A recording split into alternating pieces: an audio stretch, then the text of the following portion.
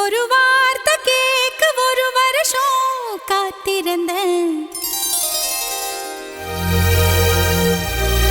இந்த பார்வை பார்க்க பகலிரவா பூத்திருந்தேன்.